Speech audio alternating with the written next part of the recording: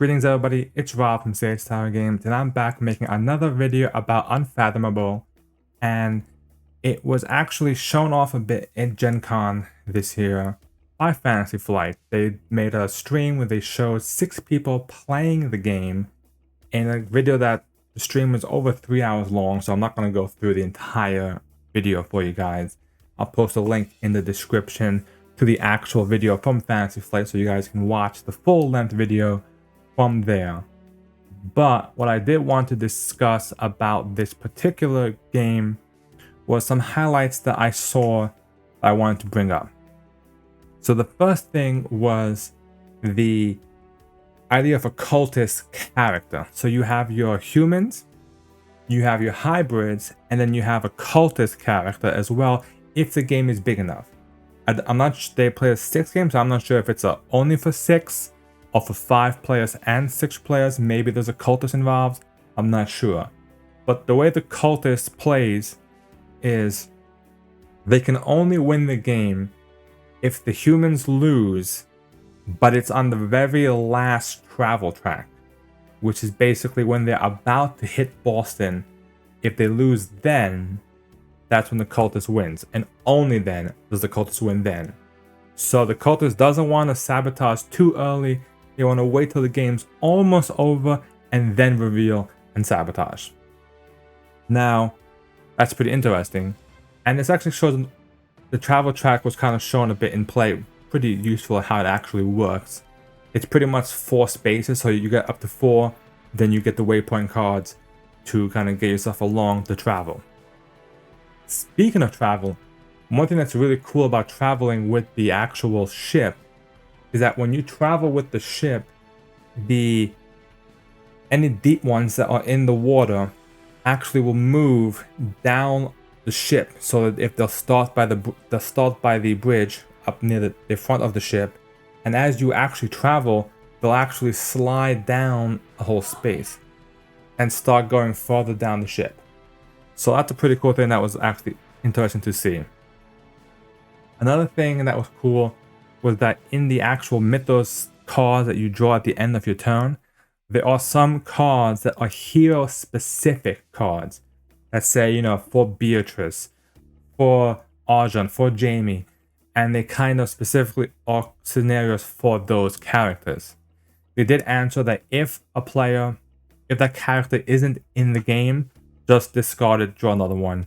You could, if you want to, go through the deck and take out those cards, but if you're not bothered, just discard it, draw another one, and keep going.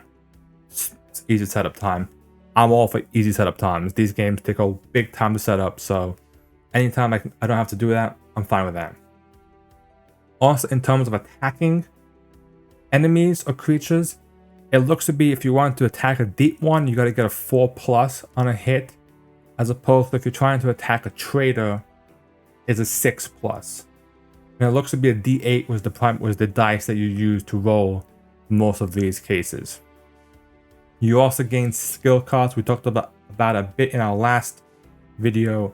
You gain skill cards equal to whatever your kind of stats are, and you can only take those kind of ones. So if you only have 2 or 3, you can take up to that, and you get those every turn. And when you are in the sick bay, you actually only draw 1 card only that turn. So there was times during the gameplay where they were kind of trapped in the sick bay, quite a few of them, and it resulted in them being a bit short on cards. And there's quite a few tests that were like 11, 13, 17 difficulty. So they were pretty much strapped for cards, and they were struggling to pass some of these tests. So that definitely can be a way to screw the flow of the game and make it easier to kind of sabotage but not sabotage.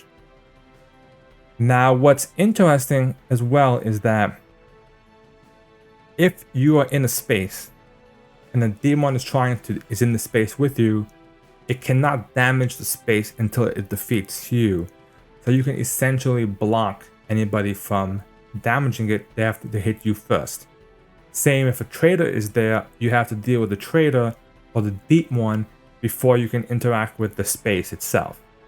So pretty much an enemy combatant will always stop you from using the space on the ship, In terms of moving, same thing. Also, you can move anywhere on the ship is one action.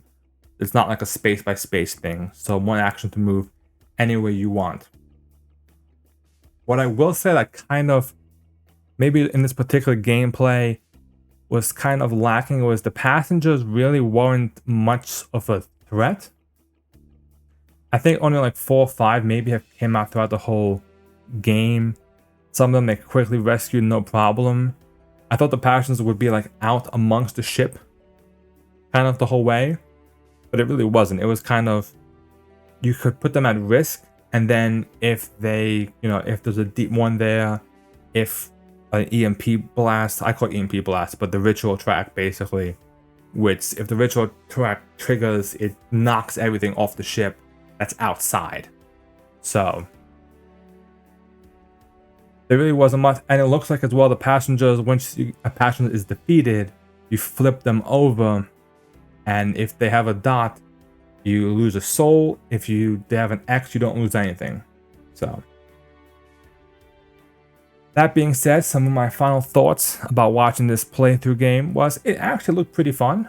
I was kind of, at the beginning, I thought, okay, they're going pretty smooth. It's pretty smooth sailing. And then it kind of got to that like standard Arkham thing where like everything starts going wrong and it starts snowballing into this mess. And they were pushing it through. They pushed it really through, except for some late game. I won't spoil the stream in case you guys want to actually watch it all the way, but how it ends. But there were some late game plays that really were critical for either team, that really kind of put the either the nail in the coffin or put it over the finish line, however you want to look at it. And it actually made the game quite enjoyable. I think it's definitely going to be a fun game to play. It's supposed to be coming out this fall. I think they said they're trying for October. Obviously, there's shipping delays. Fantasy Flight has a lot of shipping delays going on right now with like Marvel Champions and Arkham and all that stuff. So they're doing their best. It is what it is. But overall, it actually looked like a pretty fun game. I'm not sure if you guys watched it as well through the Gencon thing, but I think that it might be pretty good. I've seen some people in the chat during the stream, they were saying how it looks to be improving some elements from Battlestar Galactica, especially more about how enemies kind of come onto the board. It's a lot more smoother, a lot easier is what they seem to be saying. I didn't play much of BSG, so overall I think it looks good. It looks to be a great game, and I hope to either get it or get it on Tabletop Simulator so I can play with people online and have some real fun trying to take out some Cylons and trying to take on some hybrids and stop the deep ones from taking over the ship. So thank you guys for watching, and be sure to like, comment, and subscribe to the video down below, and I will see everybody next time.